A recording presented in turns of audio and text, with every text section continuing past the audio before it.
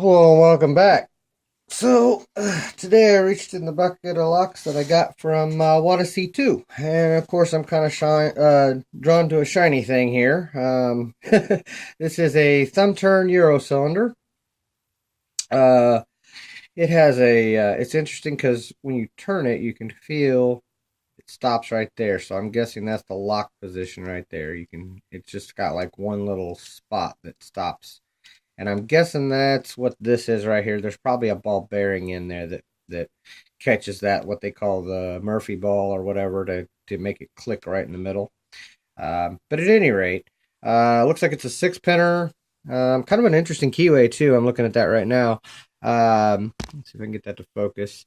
Got quite a bit of warding going on there, but I don't think it's going to be in the way. It's all on. Well, you got one little one on this side and two on that side, but it looks like I probably can get a pretty straight up and down on it. So either way, let's put it in the vise and see what we got here.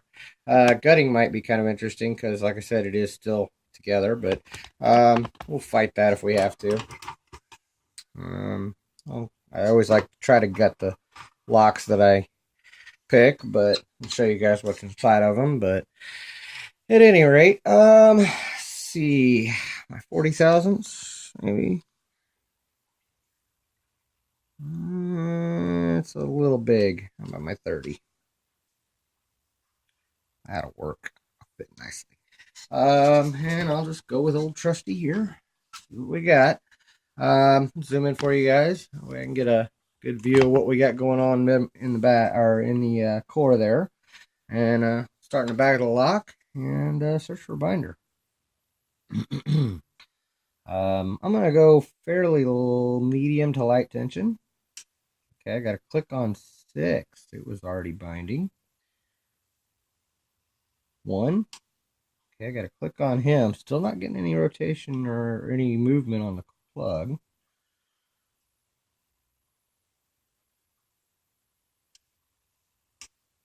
Okay, that was 3, I think.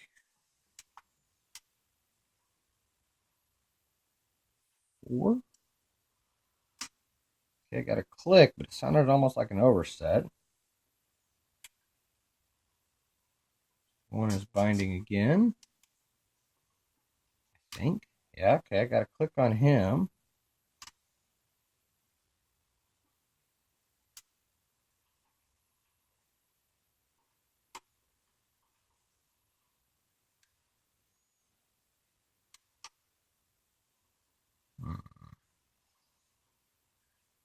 Interesting. Feels a little bit tighter in there than I would expect. That was 3, but it felt like an overset. More on 1. There we go.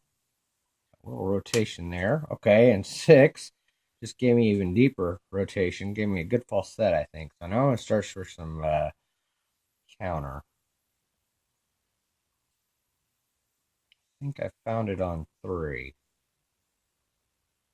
4. Okay, I lost my false set. 6 is binding. Click on him.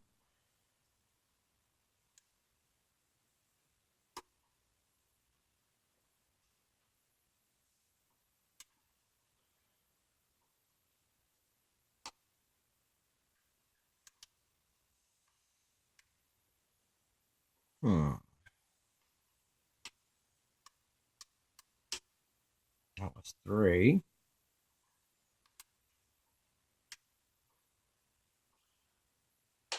Oh, I got it back on 6. I'm getting that counter again. Okay, I got him set that time. 3, 2. Okay, got him set.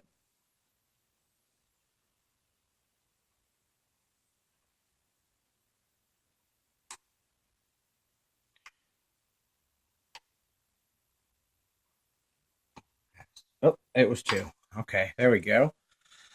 All right. That was a tricky little lock.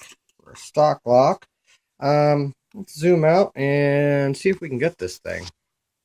I have no idea.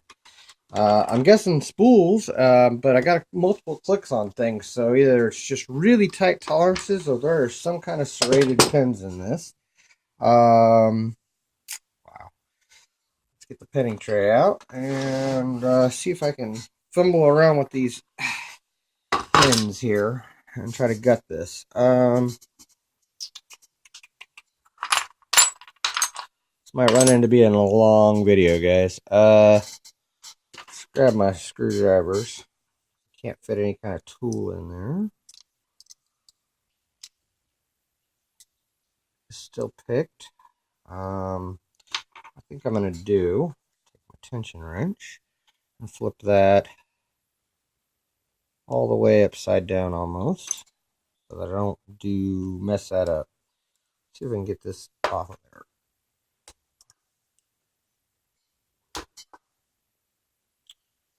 Getting close. Got it separated a little bit. I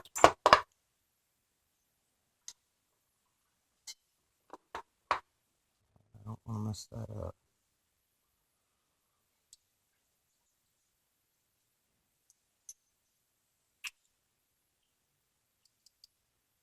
Probably should have taken this apart before I started picking it, but I like to try to show you guys what I'm doing when I'm doing it.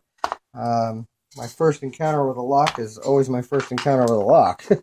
And I got that bent off. Luckily, it's just a bendy clip. I'm probably tearing the crud out of it, though. Yeah, I'm probably going to bust in this clip and have to put a different clip on it.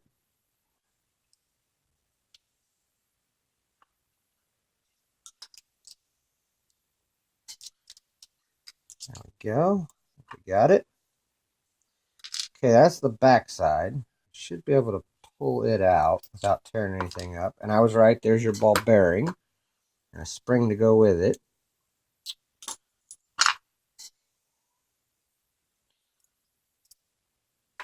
That's what kept the little click in the middle. And there was your actuator that goes in between the two. Now let's see if I can get this other clip off of there.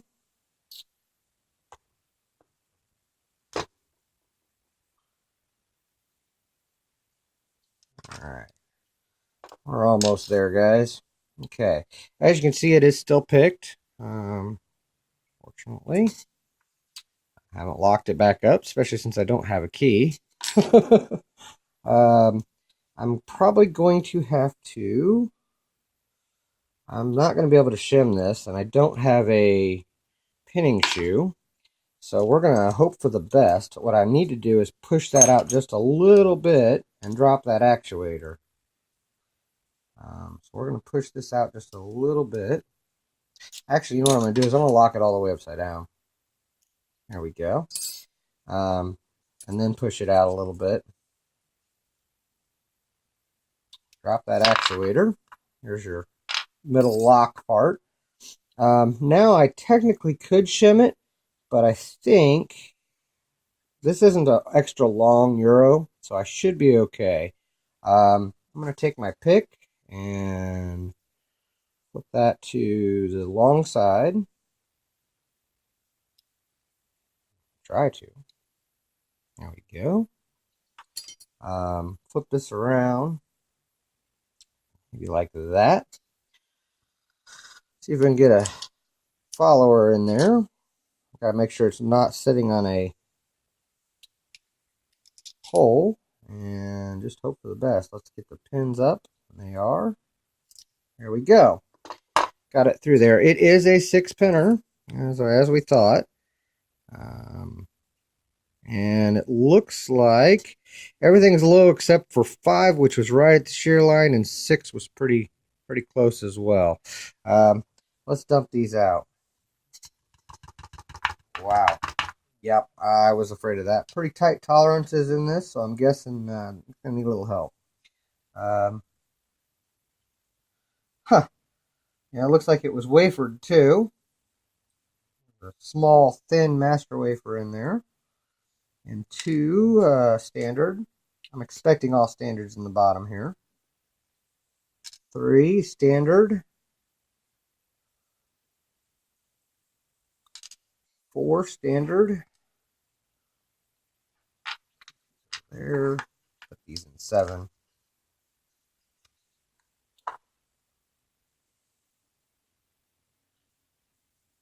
5.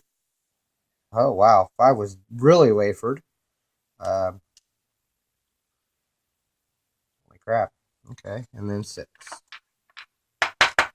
And 6 was wafered as well. So this could have been a whole lot harder of a lock. Looks like everything is smooth in the plug. Nothing going on there. And we will see what we had up top.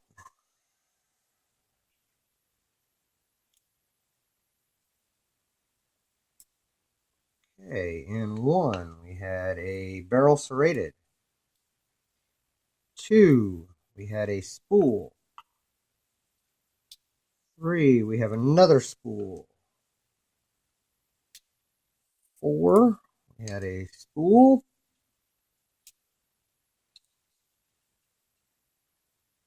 5 we had a spool.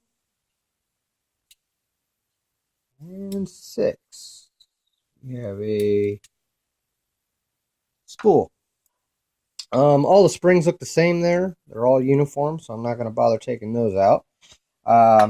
However, this is what we had inside this lock. Yeah, it looks like a barrel serrated and all spools. Had some wafers in here though, which made it a little easier to pick. But looking at this, it looks like I just picked it to the top of the wafer on every one of them.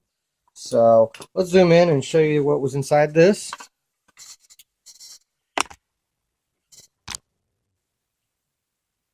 All right, in 1 we had a standard with a wafer and a barrel serrated. 2 we had a standard with a spool up top, standard with a spool up top, standard with a spool up top.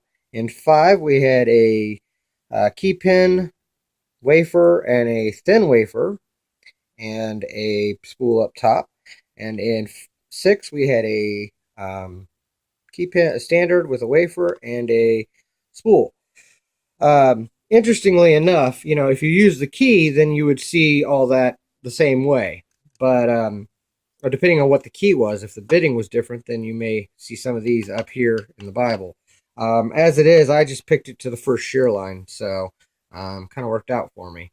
But at any rate, that's what was inside of this unbranded Euro cylinder that I got from Wada C2. Thank you very much for this awesome lock. I have it broke down. I probably won't put it all the way back together before I send it out to somebody else. I may actually turn it into a challenge lock.